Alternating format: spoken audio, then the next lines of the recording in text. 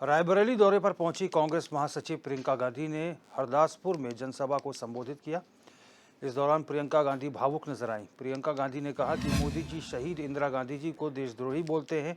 इंदिरा जी ने देश के लिए कुर्बानी दी, पाकिस्तान से बांग्लादेश को अलग कर दिया। राजीव गांधी जी को भी पीएम देशद्रोही बोलते हैं, जो सेवा और जज्बा लिए देश के लिए शहीद हो गए। प्रियंका ने आगे कहा कि हमें विरासत में धन दौलत नहीं बल्कि जनता का प्यार विरासत में मिला है, साथ ही सेवा और शहादत का जज्बा मिला।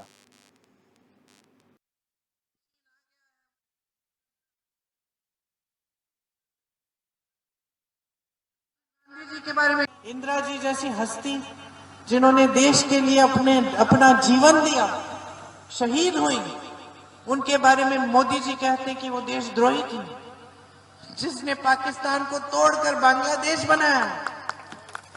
उन पे ये आरोप लगाते हैं कि चीन को इन्होंने जमीन दे दी, जबकि खुद आंख मूंदे हुए हैं और चीन आ गया है हमारे देश के अंदर, सैकड़ों किलोमीटर जमीन का कब्जा कर लिया है। राजीव गांधी जी के बारे में कहते हैं कि देशद्रोही थे, कि अपनी मां की विरासत को लेने के लिए कानून बदल दिया ताकि टैक्स न देने पड़े। उनको कौन समझाएगा कि विरासत में हमें धन दौलत नहीं मिली, विरासत में आपका प्रेम मिला, जनता का आदर मिला, इस देश के लिए शहीद होने का जज्बा मिला। मां शहीद हुई, बेटा खड़ा हो गया देश सेवा के लिए, बेटा शहीद हुआ, उसकी विधवा खड़ी हो गई, आज उसका बेटा आपके पास आया है। आज ये लोग कहते हैं शहादत के नाम पे ये वोट मांग रहे हैं। हम शहादत के नाम पे कुछ मांगने नहीं आए हैं, हम सिर्फ ये कहने आए हैं कि हम पीढ़ी दर पीढ़ी आपकी सेवा करेंगे। एक को मार डालो दूसरा खड़ा हो जाएगा, दूसरे को मार डालो तीसरा खड़ा हो जाएगा, तीसरे को मार डालो चौथा खड़ा हो जाएगा।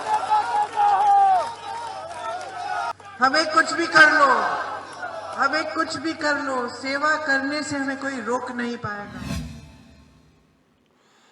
और असद खान हमारे संवाददाता ज्यादा जानकारी के साथ फोन लाइन पर जुड़ गए हैं। असद, काफी भावुक नजर आई प्रियंका गांधी अपने संबोधन में, जनता भी बढ़ चढ़कर उनके संबोधन को सुन रही है।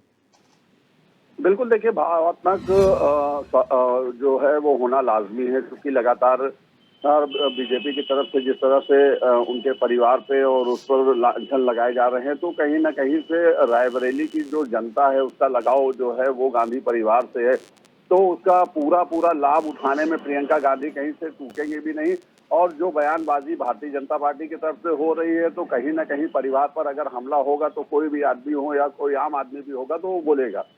तो उसी को लेकर कहीं ना कहीं प्रियंका गांधी का ये भावात्मक बयान था, और जिसको लेकर कहीं ना कहीं जनता भी उसमें उनको तो सुनती हुई नजर आई। और जिस तरह से कैंपेन का चौथा दिन है आज, और लगातार प्रियंका गांधी कैंपेन कर रही हैं और पूरी ताकत झोंक रही है राहुल गांधी के चुनाव प्रचार में, उसमें कोई कमी को नहीं कर रही है। उसी को लेकर कहीं भारतीय जनता पार्टी भी अपना माहौल बनाने में लगी हुई है। फिलहाल अब देखना ये होगा कि जो मतदान होता है, फिर उसके बाद जब रिजल्ट आता है 4 जून को, तो क्या परिस्थिति सामने आती है, ये देखने वाली बात होगी। रोहित, असद, वहां पर रायबरेली में प्रियंका गांधी के साथ और कौन कांग्रेसी बड़े नेता मौजूद हैं?